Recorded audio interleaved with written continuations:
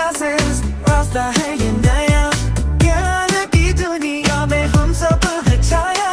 चलिए बढ़ते हैं यहाँ हर दिशा में, ज्ञान के साथ ही जीतता है सीना।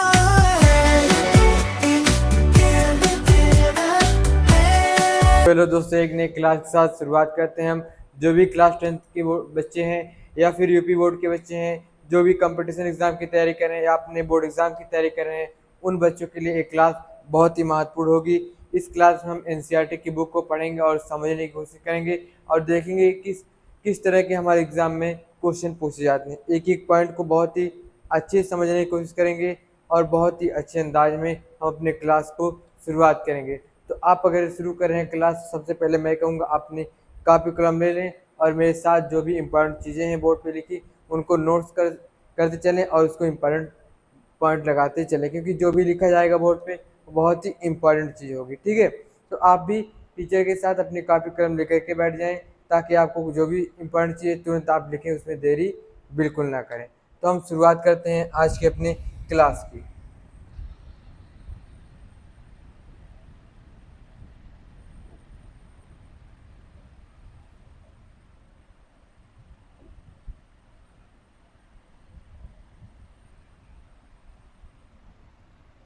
बात की जाए क्लास की,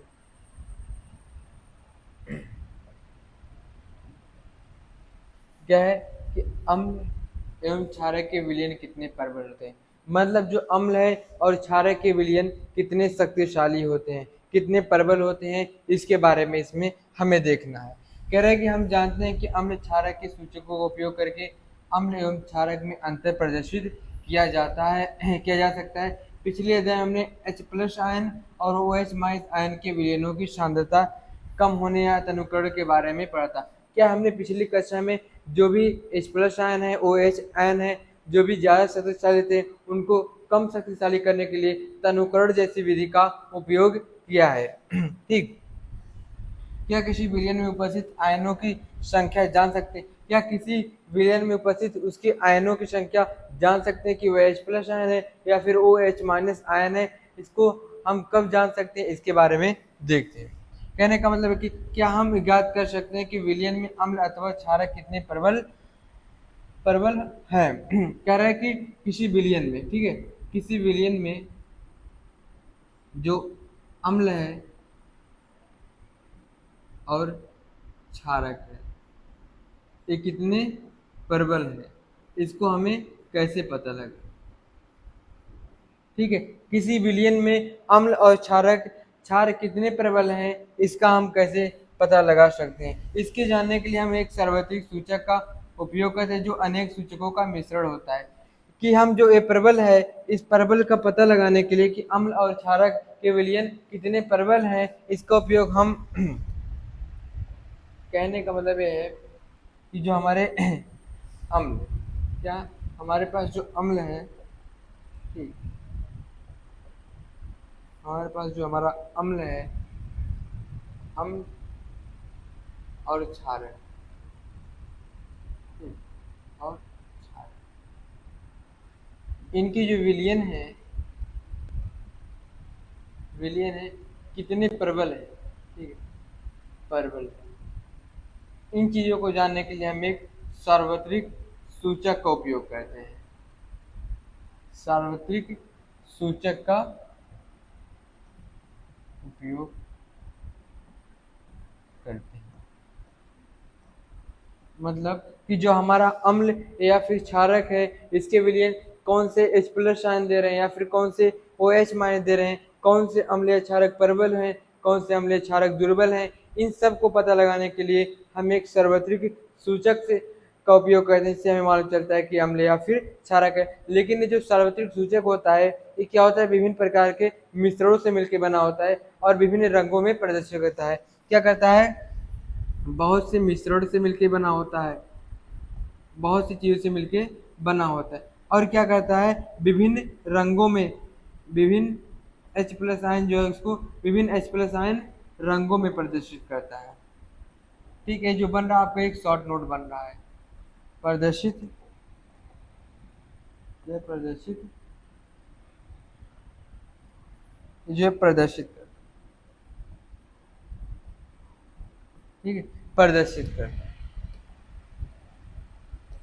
ठीक है, का उपयोग करके ज्ञात कर सकते सार्वत्रिक सूचक किसी विलयन में हाइड्रोजन आयन की विभिन्न सांद्रता विभिन्न रंगों में प्रदर्शित करें, जिस तरह हमने पहले भी देखा है। अब देखिए, किसी विलयन में उपस्थित हाइड्रोजन आयन की सांद्रता ज्ञात करने के लिए एक स्केल विकसित किया गया, इसे पीएच स्केल कहते हैं।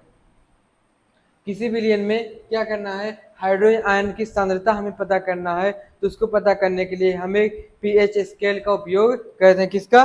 एक स्केल होता है पीएच, जो क्या करता है, हाइड्रोजन आयन का जानकारी प्राप्त करता है, H प्लस आयन की जानकारी देता है। कौन सा? एक पीएच स्केल होता है, इसके बारे में देखें। पीएच मतलब पावर ऑफ हाइड्रोजन, ठीक है, हाइड्रोजन के बारे में।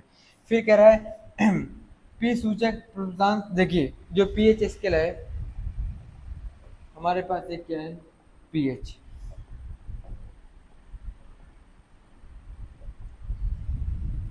हमारे पास एक पीएच स्केल, पीएच के बारे में देखिए। पीएच क्या है? ये हाइड्रोजन आयन की, ये हाइड्रोजन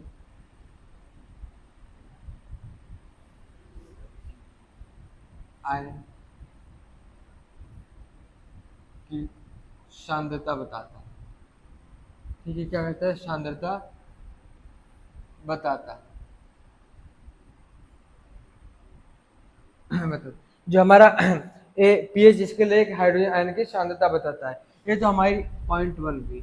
और दूसरी अगर पॉइंट देखा जाए, जो यहाँ पे पी शब्द है, पी शब्द का अर्थ है, पी शब्द जर्मन भाषा के, जो हमारा पी है, पी शब्द जर्मन भाषा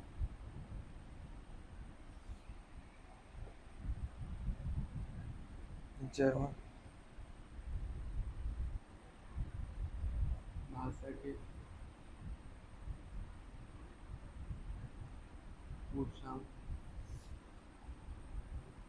भाषा से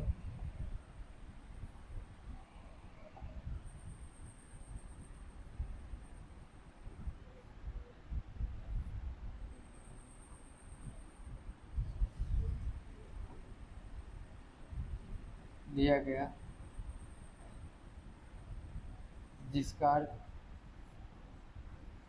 शक्ति होता है, यानी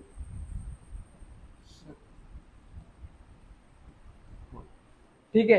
जो हमारा पी शब्द है, ये क्या है, जर्मन भाषा के पुशान भाषा से लिया गया है, जिसका अर्थ शक्ति होता है, ठीक है।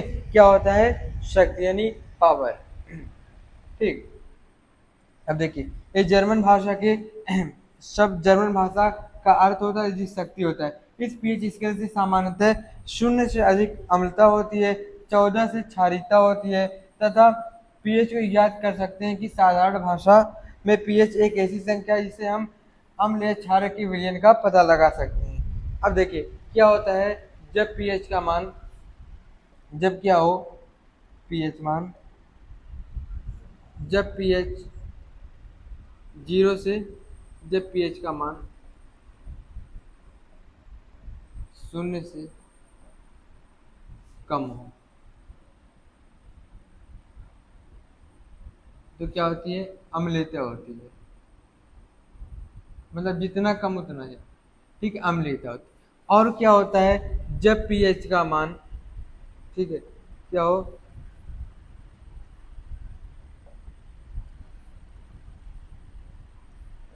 दूसरी पे, जब क्या हो, पीएच मान, पीएच का मान 14 हो, कितना हो, 14 हो, तो क्षारीय होता है। क्या होता है? क्षारीय। और बात की तीसरी, जब पीएच का मान 0, सॉरी, जब पीएच का मान सात हो तो क्या होता है, उदासीन। ठीक है। और हमारे पास जो पीएच है इसका पद हमें उपयोग कब लगाते हैं, जो पीएच है ये अम्लीयता, अम्ली व क्षारी विलयन बताता है। ठीक है। जो हमारा पीएच है बेसिकली क्या कहता है, ये पीएच बताता है कि ये अम्लीय है या फिर ये क्षारीय है। इसका भी बहुत ही अधिक मात्रा में उपयोग किया जाता है कि अम्ल और क्षार का पता लगाने के बारे में इसका उपयोग किया जाता है। ठीक, तो फिर आगे देखते हैं।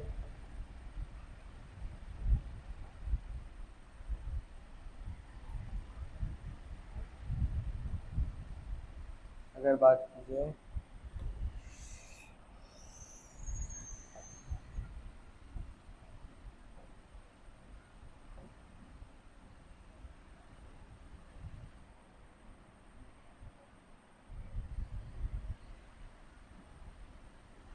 देखिए, ये क्या है, क्षारीयता क्या है, किसी विलयन की अम्लता क्षारीयता को दर्शाता है। ये जो हमारा पीएच है किसी विलयन की क्या कहता है, अम्लता और क्षारीयता देता है। हाइड्रोनियम आयन की संख्या हाइड्रोनियम आयन की सांद्रता जितनी अधिक होगी उसका पीएच मान उतना ही कम होगा। क्या होता है, यदि हाइड्रोनियम आयन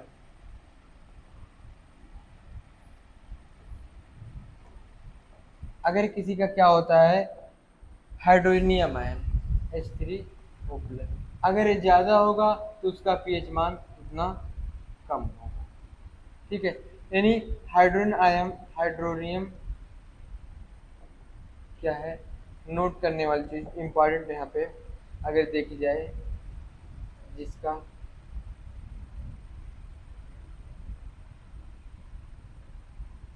हाइड्रोनियम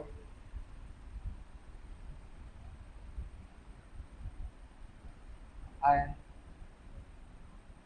जितना अधिक उसका पीएच मान उतना कम, उतना कम। ठीक है। क्या है, अगर हाइड्रोनियम आयन किसी का ज़्यादा है तो उसका पीएच मान क्या होगा, कम होगा। ठीक है, क्या होगा, उसका पीएच मान कम होगा। ठीक, तो आगे बढ़ते हैं। फिर कह रहे हैं किसी विलियन के पीएच का मान 7 होगा। अगर किसी विलियन का पीएच मान 7 होगा, यदि किसी पीएच स्केल में किसी विलियन का मान 7 से कम है तो यह अम्लीय होगा। क्या होगा, अगर किसी विलियन का मान 7 से क्या है, कम है तो क्या होगा, अम्लीय होगा, अम्ल होगा। और अगर क्या हो, किसी विलियन का मान 7 से 14 तक बढ़ता है तो विलियन OH माइनस आयन की सांद्रता वृद्धि दर्शाता है। अगर क्या हो,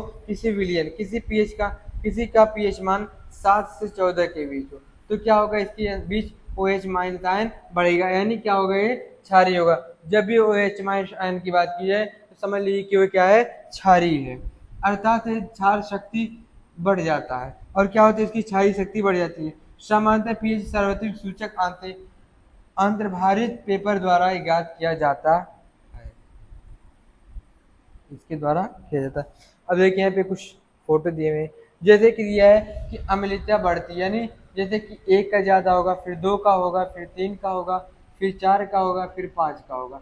ठीक है, फिर 6 का होगा, यानी सबसे ज़्यादा 1 का है, फिर उसके बाद 2 का है, उसके बाद 3 का है, उसके बाद 4 का है, उसके बाद 5, उसके बाद 6 का क्या है, अम्लता ज़्यादा है। मतलब कि जितना कम उतना ज़्यादा उसका पीएच मान ज़्यादा। अब देखिए 7 इधर यानी 8 है, फिर 9 है, फिर 10 है, इधर क्या है, इधर जो भी बढ़ते जाएंगे इधर क्या होंगे, क्षारीयता होगी। ठीक है, इधर देखिए H+ आयन की वृद्धि होती है और इधर क्या होती है, H आयन की सांद्रता की कमी होती है।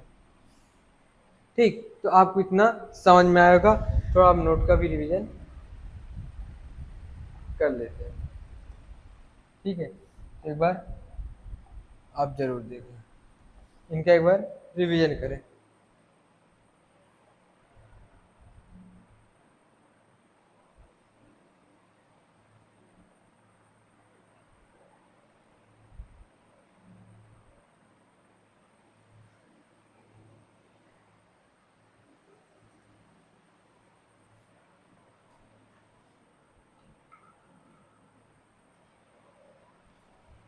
ठीक, फिर आगे देखते हैं, बात की जाए अगले क्वेश्चन की।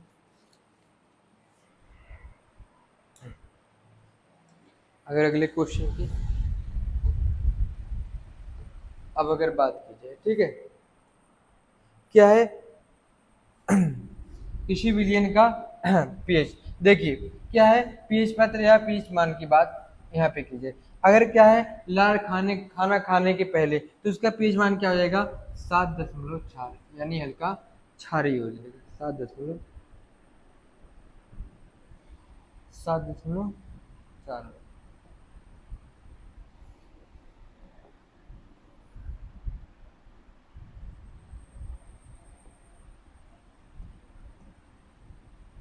7.4, ठीक है।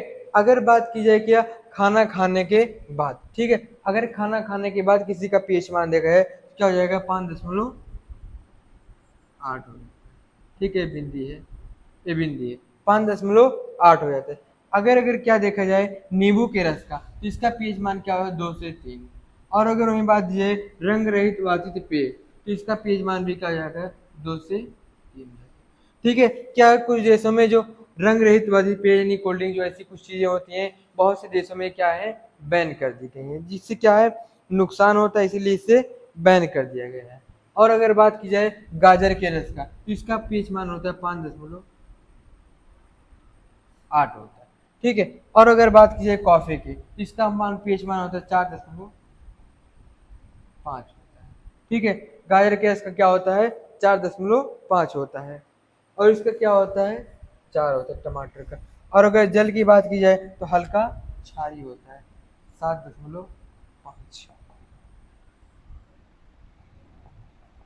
7.5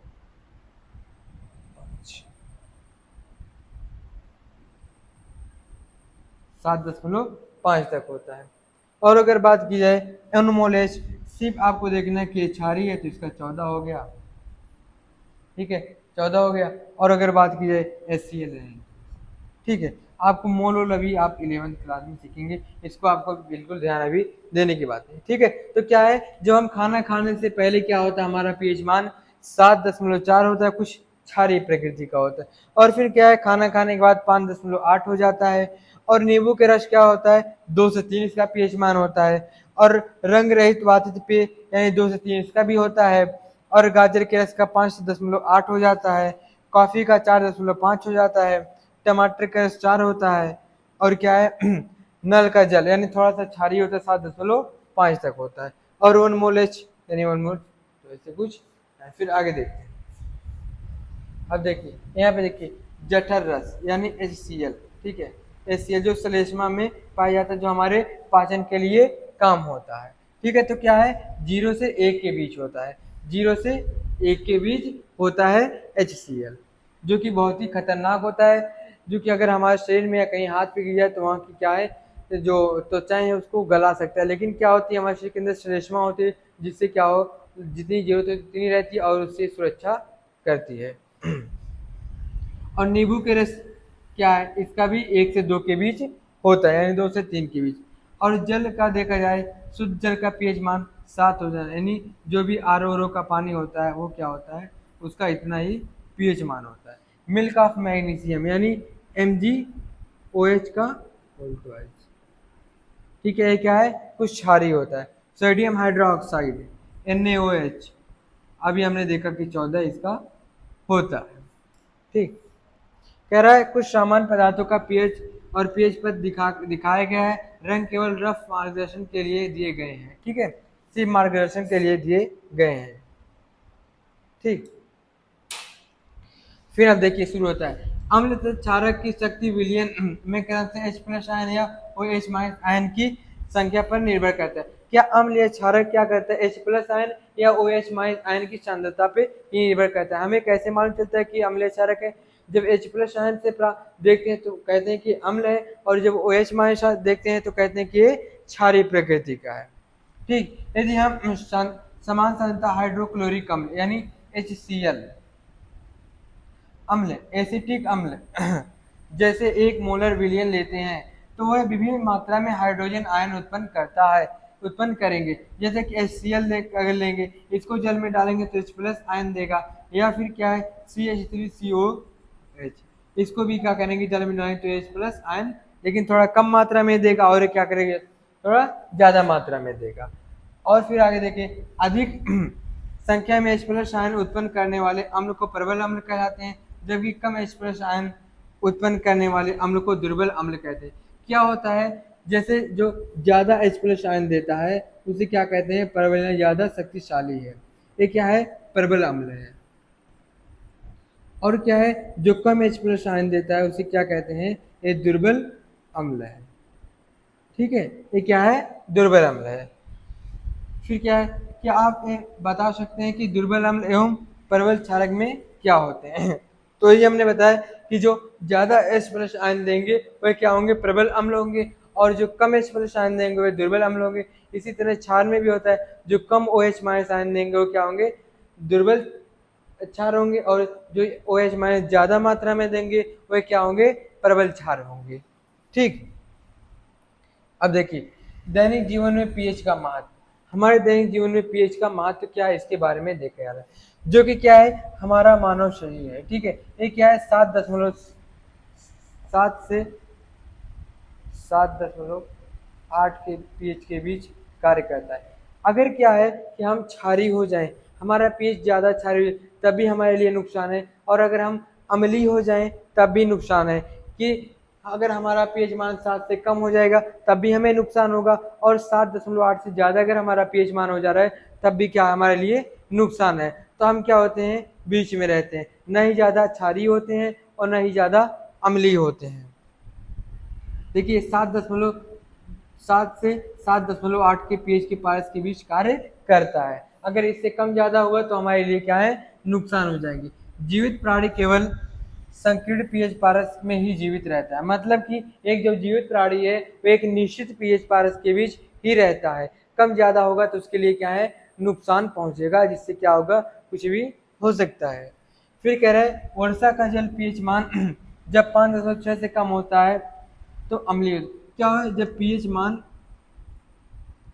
5.6 से कम होता है, ठीक है, क्या जब पीएच का मान, जब क्या हो, वर्षा जल 5.6 से कम हो, ठीक है, जब पीएच जल 5.6 से कम हो, कौन सा, वर्षा जल, ठीक है, तो कैसा होता है, अम्लीय होता है। अब ये अम्लीय जल है, अगर अम्लीय जल है तो नदियों में जाएगा, या फिर जो जीव जंतु पिएंगे, या फिर कोई आदमी इसका उपयोग करेगा, तो उससे क्या है, अम्लीय जल उपयोग करेगा तो क्या है, बहुत खतरनाक होता है। वैसे तो हम क्या कहते हैं, उदासीन जल का उपयोग करते हैं, लेकिन अब बात हुई यहाँ की अम्लीय जल, तो अम्लीय जल क्या है, बहुत ही खतरनाक हो जाएगा। क्या होता है कि हमारे जो वायुमंडल में है बहुत सी SO2 SO3 या फिर CO2 NO2 विभिन्न प्रकार की गैसें हैं। तो क्या होती है, जब पहली बारिश हुई तो ये क्या है, विभिन्न प्रकार की गैसें जो कि जमीन पे गिरती हैं, जिससे क्या होता है, वो जल अम्लीय हो जाता है। लेकिन क्या होता है, एक समय बाद जब बारिश खत्म हो जाती है, बारिश होती है तो ये गैसें खत्म हो जाती हैं। फिर उसके बाद जब बारिश होती है तो क्या होते हैं, अम्लीय जल जो होते हैं वह खत्म हो जाते हैं और दोनों जाकर के न्यूट्रल हो जाते हैं, जिससे क्या होता है, नुकसान नहीं होता है। मतलब एक निश्चित समय तक ये गैसें होती हैं, फिर एक समय बाद खत्म हो जाते हैं, जिससे क्या होता है, ज़्यादा अम्लीय वर्षा नहीं हो पाती, इससे ज़्यादा नुकसान नहीं हो पाता है। तो अम्लीय वर्षा कहलाता है। अम्लीय वर्षा जल जब नदी में प्रवाहित होता है तो नदी के जल का पीएच का मान कम हो जाता है। ऐसे नदी में जलीय जीवधारियों को उत्तरजीविता कठिन हो जाती है। क्या एक ऐसे जल जब क्या होते हैं, नदियों में जाते हैं तो उनके जो जल में रहने वाले जीव हैं उनका जो जीवन है क्या होता है, बहुत कठिन हो जाता है, जिससे क्या होता है, उन्हें नुकसान पहुंचता है। लेकिन क्या होता है, बाद में ऐसे जल की क्या होती है, खत्म हो जाते हैं। फिर क्या होते हैं, और दूसरे जल होते हैं, कुछ क्षारीय हो जाते हैं, इससे क्या होता है, न्यूट्रल हो जाता है, फिर कोई इतना नुकसान पहुंचाने के लिए नहीं होता है। अब देखिए बहुत ही इम्पोर्टेंट पॉइंट है, ठीक है, बहुत ही इम्पोर्टेंट पॉइंट कह रहा है कि शुक्र यानी वेनस का वायुमंडल सल्फ्यूरिक अम्ल यानी H2SO4 अम्ल के मोटे सफेद पीले बादलों से बना है। क्या आपको लगता है कि इस ग्रह पर जीवन संभव है? क्या सल्फ्यूरिक एसिड क्या है, बहुत ही खतरनाक गैस है, ठीक है, बहुत ही खतरनाक एसिड है, बहुत ही खतरनाक केमिकल है। अगर क्या है कि इसकी जो H2SO4 है, इसके ऐसे कुछ ऐसे ऐसे ऐसे करके ऐसे ऐसे करके सल्फ्यूरिक एसिड है, ठीक है। ये सब क्या है? सल्फ्यूरिक एसिड, जैसे कि हमारे यहाँ मिट्टी या पृथ्वी पर है। अगर ऐसे करके क्या एक ग्रह बना है, कौन सा ग्रह? शुक्र ग्रह। अगर इन चीज H2SO4 से बना, H2O से H2SO4 सॉरी, ठीक है, क्या H2SO4, अगर इससे बना हुआ है एक ग्रह है, उस पे मानव जीवन कभी भी जीवित रह ही नहीं पाया, क्योंकि इतनी खतरनाक है। इससे क्या होगा? उसकी त्वचाएं गला देगी, उसके और भी ऑर्गन्स को नुकसान पहुंचाएगा, जिससे क्या होगा? उसका जीवन बहुत ही मुश्किल हो जाएगा। तो बिल्कुल ऐसा नहीं है कि कोई भी इस पे जीवन आधारित हो जाए, मनुष्य कभी भी जी नहीं पाएगा। अब देखिए, कह रहा है कि आपके बगीचे की पीएच की मिट्टी का क्या है, कि अच्छी उपज के लिए पौधों का एक विशिष्ट पीएच पारस की आवश्यकता होती है, कि एक अच्छी उपज के लिए, एक अच्छी फसल के लिए एक अच्छे पीएच की आवश्यकता होती है, जो कि वैज्ञानिक ने बहुत सजेशन किसानों को देते हैं कि आप इस पीएच का उपयोग करेंगे तो आपकी फसल बहुत अच्छी होगी।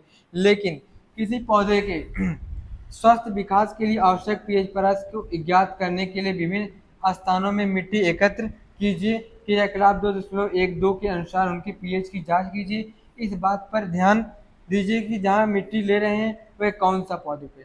क्या होता है, बहुत बार जब हमारी मिट्टी अम्लीय हो जाती है तो क्या कहते हैं वैज्ञानिक, कहते हैं कि आप क्या करें, अपने खेतों में कैल्शियम कार्बोनेट का उपयोग करें। अब एक क्या है, एक धातु ऑक्साइड है, लेकिन एक धातु ऑक्साइड कैसी प्रकृति होती है उसकी, हमने अभी पिछली क्लास में आपने पढ़ा था बहुत ही मेहनत से, अगर आपको याद होगा। उसकी प्रकृति कैसी होती है? क्षारीय होती है। तो जब इसकी प्रकृति क्षारीय होती है तो अभी तक हमने कैसी वर्षा देखी है?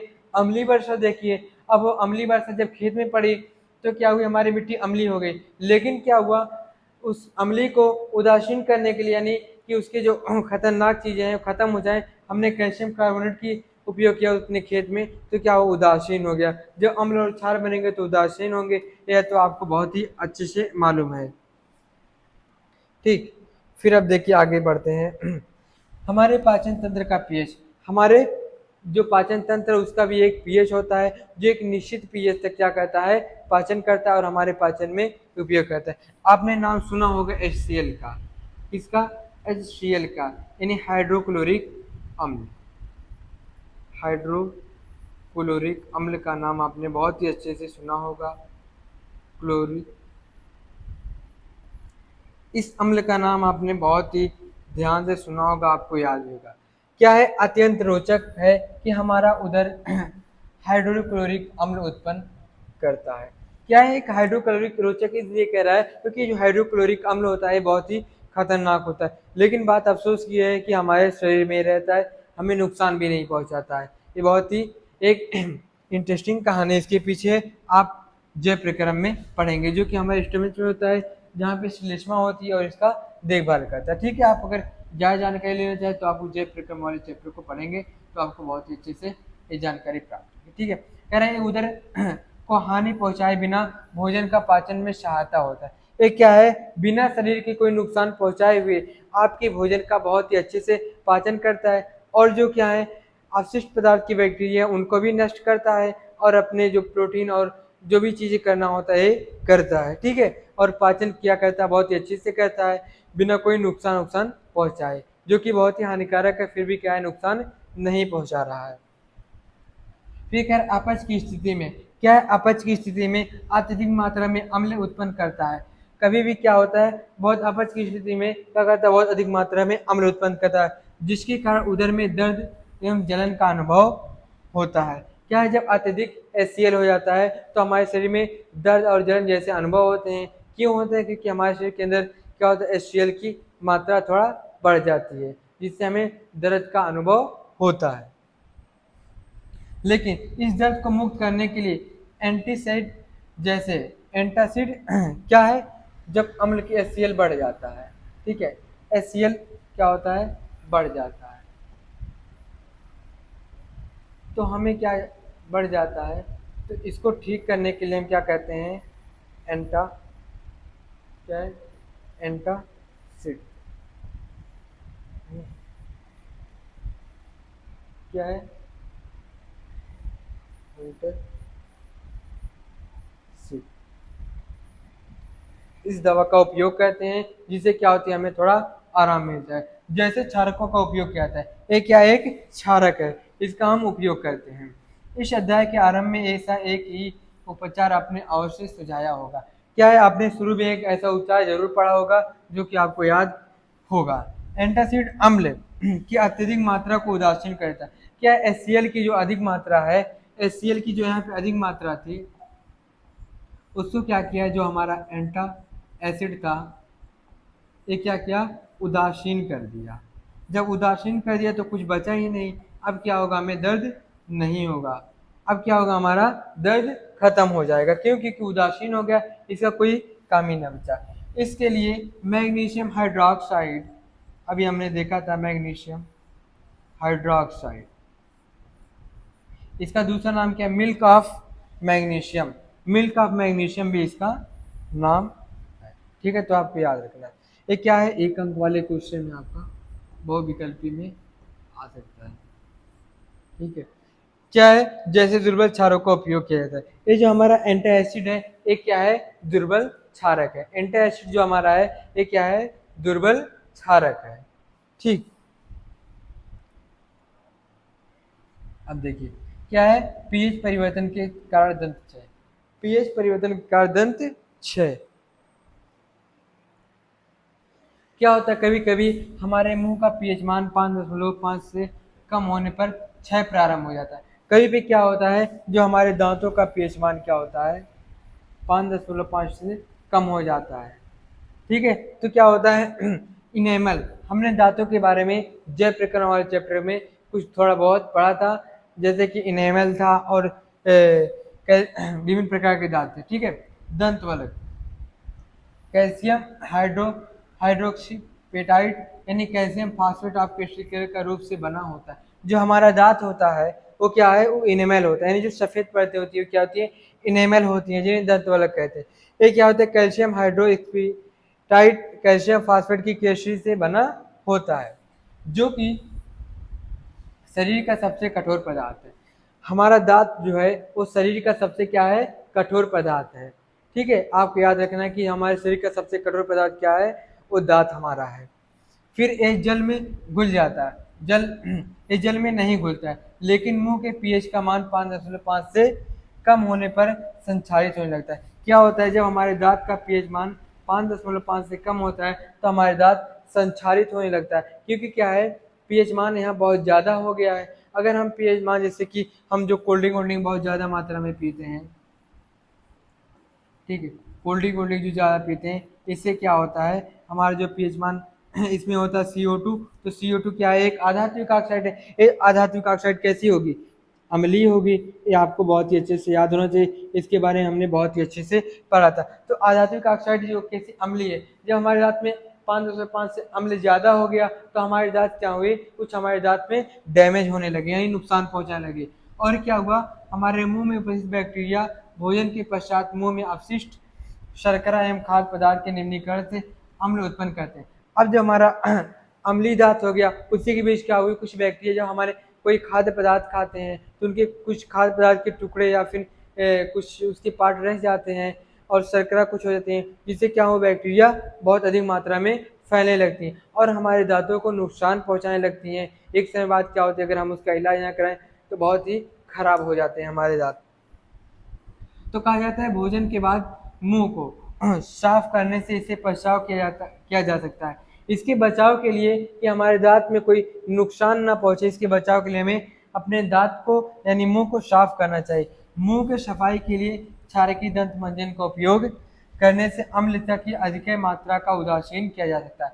कि अगर हम मंजन यानी टूथपेस्ट का जो उपयोग करते हैं तो यह क्षारीय होता है और पहले से क्या था, अम्ल था। जो अम्ल और क्षार मिले दोनों क्या हो गए, उदासीन हो गए, जिससे क्या हो, जो हमें हानि पहुंचनी थी वह हानि अब नहीं पहुंचेगी। ठीक है, इसके परिणाम स्वरूप दंत क्षय रोग को रोका जा सकता है और दंत क्षय रोग को रोका जा सकता है।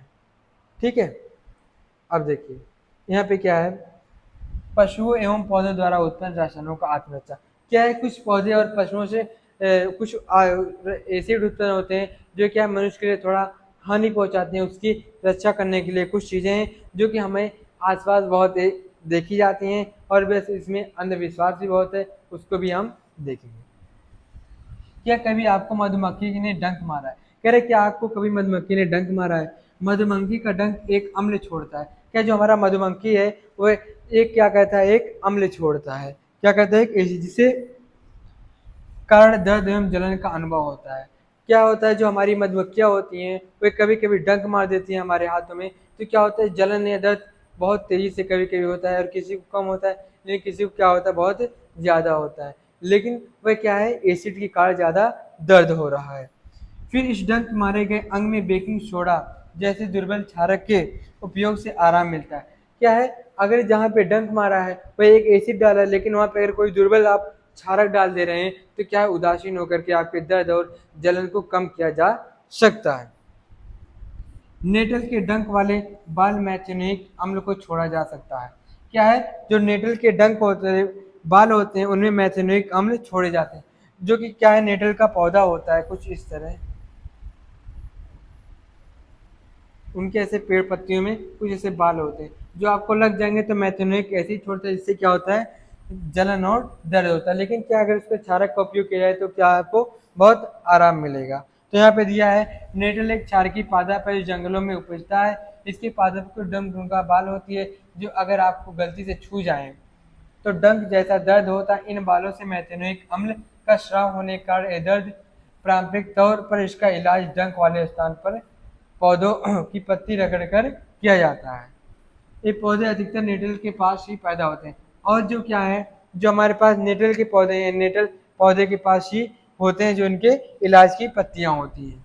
पौधे क्या डाक पौधे की प्रकृति का अनुमान लगा सकते हैं। आप जब जान गए होंगे तो उंगली पहाड़ों पर चढ़ते हुए गलती से नेट के पौधे को छू जाने पर आपको क्या करना होगा, ये आपको अच्छे से पारंपरिक जानकारी प्राप्त हो गई।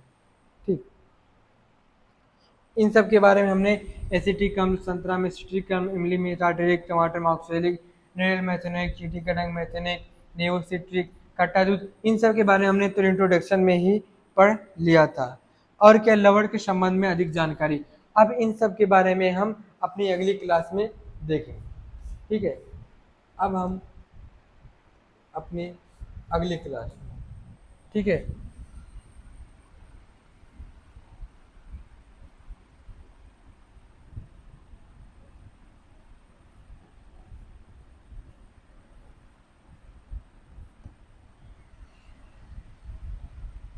ठीक है, तो हम क्या करेंगे, फिर अपनी अगली क्लास में मिलेंगे। इसी के साथ क्या करते हैं, विदाई लेते हैं इस क्लास के। इसी साथ आप हमारे चैनल से जुड़े रहें, आपकी बहुत ही अच्छी तैयारी होंगी। आपके बेसिक और एक एक कंसेप्ट को हम क्लियर करते हुए चलेंगे। आपके एक अच्छे अंदाज में और एक बेहतर अंदाज में आपकी तैयारी होगी। आपके बहुत ही बेहतर नंबर आएंगे। आपके गली मोहल्ले में आपके बहुत ही नाम होंगे। अगर आप इसी साथ पूरे मेहनत के साथ अगर आप लगे रहेंगे तो आपको ज़रूर कामयाबी मिलेगी। ठीक है, तो हम फिर मिलेंगे नेक्स्ट क्लास में। ठीक, नेक्स्ट क्लास में। Thank you.